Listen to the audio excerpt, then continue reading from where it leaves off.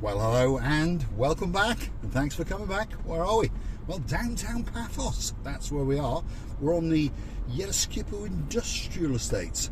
If you're from Paphos, it's quite a metropolis. If you're from the UK, well, it's quite small. And if you're from America, well, it's a minnow.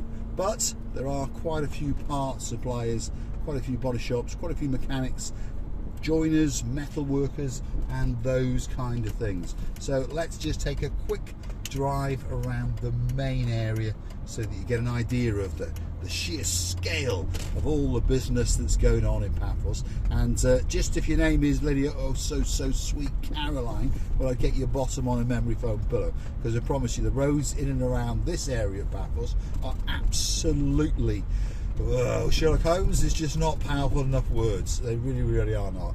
It's up there with Geoffrey Chaucer. There we are. It's that bad. So we've got a body shop there, and we've got a man who does glass and bits and bobs over there. We've got someone doing some art on the right hand side.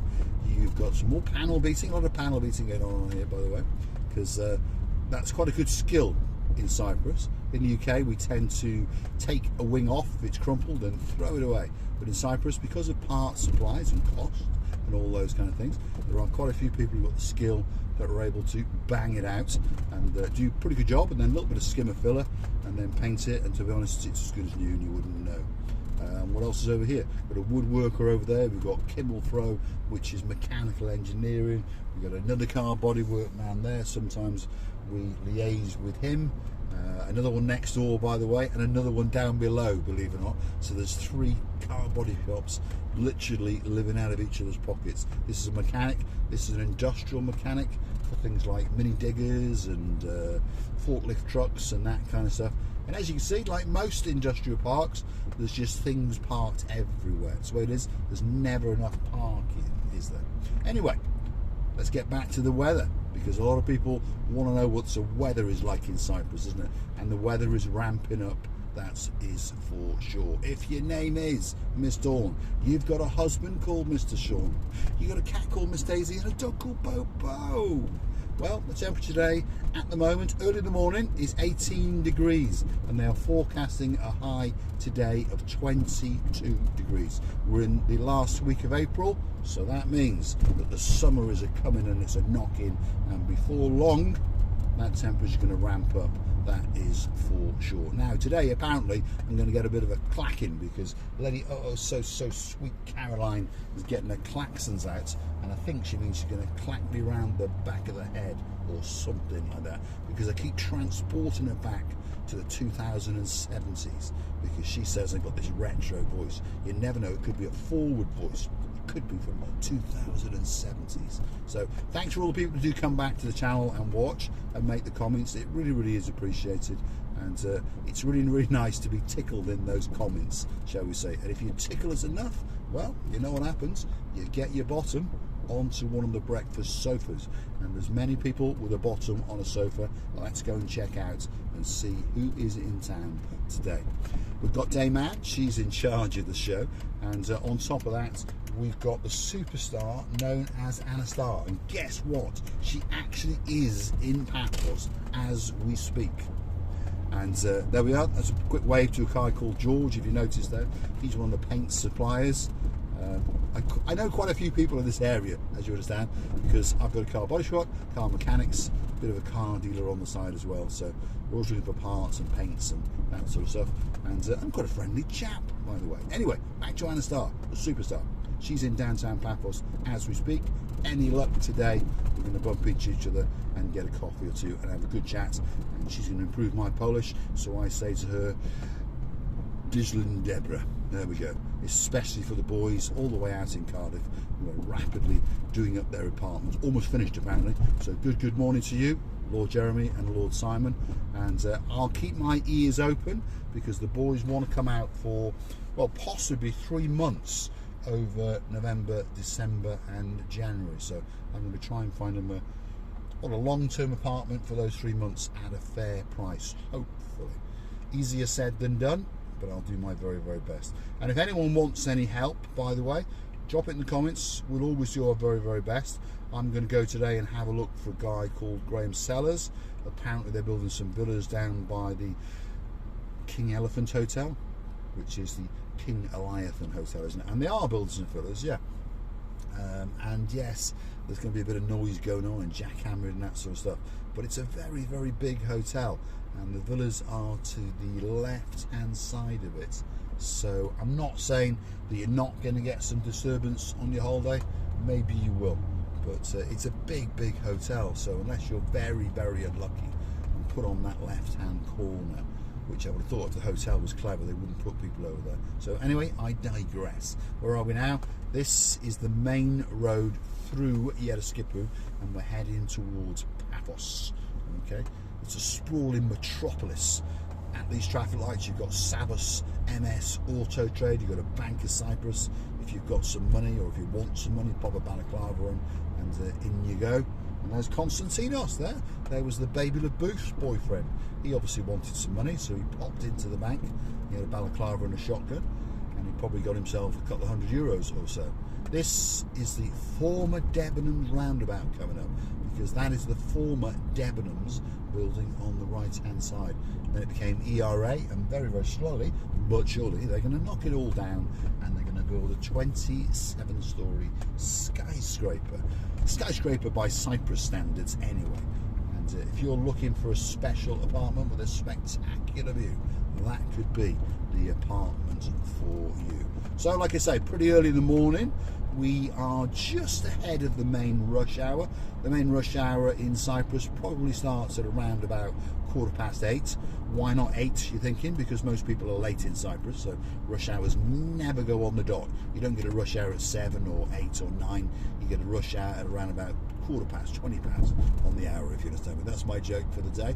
And don't worry about getting done for speeding at this time of day. That's the main police station on the left hand side. But the boys, well, at the moment they are frantically drinking a couple of frappes, smoking the cigarettes, and deciding how little work that they're going to do today.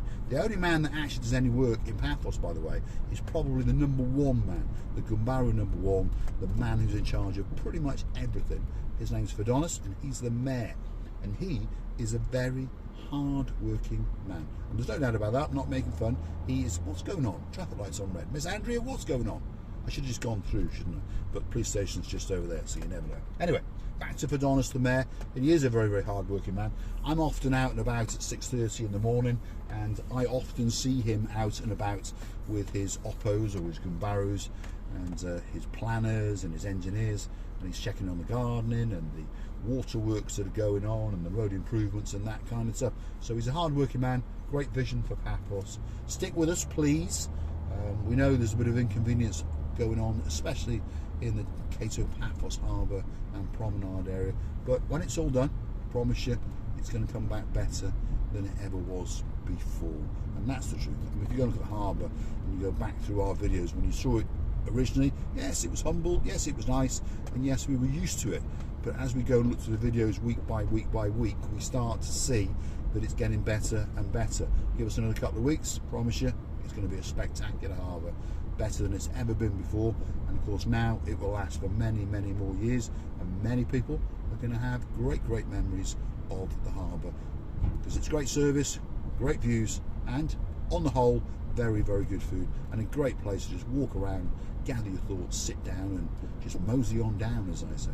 Right, we are heading into the municipality area of Paphos. This road's been recently improved. It was dug up on and off for about 1.5 years. We've got shops, car dealers. If we're lucky, we might find the mayor parked up on WO lines on the chevrons, just down from busy junction, just down from busy traffic lights. You never know. There's one of the Gumbarus in blue there. He's pondering who to go and give a parking ticket to. They don't like to give parking tickets, by the way, in Cyprus. Not like in the UK and the rest of Europe. They really, really do not like to give parking tickets. If they find you parked up, in general, they linger with intent and wander around your car for a good 20 minutes before they issue that ticket, because they wouldn't want to give a parking ticket to a Gumbaru, in other words, a friend of theirs or a cousin. So they do try their very, very best not to give you a parking ticket. And the police are the same, by the way. Someone commented the other day that I don't like the police. I think the world of the Paphos police, the Cypriot police in general, they're wonderful people, because they really, really, really do not like to fine you for anything unless you are being a complete and utter idiot. And I mean that. You can be driving along on a mobile phone. As long as you drop that mobile phone, the policeman will ignore you. It's only when you're parked next to him, still continuing to have a bit of a gamma jubber with some of your friends, that they will then decide, hold on a minute, you're taking the, well, PIS, shall we say. There we are. We're going to turn down to the left and head down towards the Paphos Mall. And well, this road again was dug up. This is Kennedy Square, by the way, and you may have noticed there's a few cafeterias around, and at night time, I promise you, this gets very, very busy indeed. Doesn't really matter what day of the week. Obviously it crescendos as we get to Friday and Saturday nights, but it's a very busy area with locals, foreigners and tourists alike. Again, Miss Andrea, what's going on? Red lights. I'm going to get one of those bull bars fitted, I think, so that I can give people a bit of a shunt and get them to get through the lights, because it's getting frustrating. There's too many lights up in the world, isn't there? There really, really is. Here we go. That guy's spotted a little green arrow over there. So we're not going through red lights, Miss Andrea. We're going through on the green filter arrow. This road here is waiting for its final layer of tarmac, but it's a new road. It's been vastly improved, as you can see, and the pavements are not finished, and slowly but surely life will return to the business. Well, let's hope so, because they've had a bit of disruption now for about 1.5 years, and now they are big diggering up here to the right, which is this road that takes you up to the old town, and well, that's going to go on for another 6 months minimum or so. So let's head down towards the Paphos Mall. And slowly but surely, if you continue to watch the channel, you will start to familiarise yourself with the roads and the areas and the terminologies and the landmarks that I use as we drive around Paphos. This is the road that drops us down to the Paphos Mall, to the Paphos Mall roundabout. If you go straight over that roundabout, you go straight down to Paradise, which of course is downtown Cape of Paphos, Promenade and the harbour area. So this is the road that you would walk up and down if you were going into the old town, or should we say, this is the road that you should walk up and down if you're going into the old town. If you're not on this road, you're going the wrong way, and you're taking a bit of a detour, shall we say.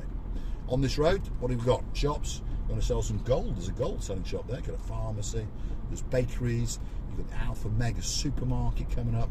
You've got a couple of fancy clothes shops for men coming up here, left and right. You've got a fishing tackle shop if you want to go and do some fishing. A lot of people like fishing, don't they? Very, very popular hobby. Alpha Mega, like I say, is coming up now. And we are rapidly now approaching the Paphos Mall roundabout. So I'm going to say thanks for watching. And of course, if you do like what you see, why not hit that like, click the subscribe, and perhaps come back for a little bit more of my complete and utter insanity. And big thank you to all the people that support the channel. You know what you do? Click through to our About page, where you will find the Buy Me a Coffee icon. Click on it once or twice. Very, very much appreciated. And we thank you very much for all the people who do it.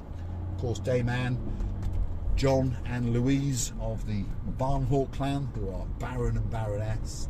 We've got Lady so sweet Caroline, Lord Nigel Big Guns. We thank you very, very much, and we'll see you again very, very soon.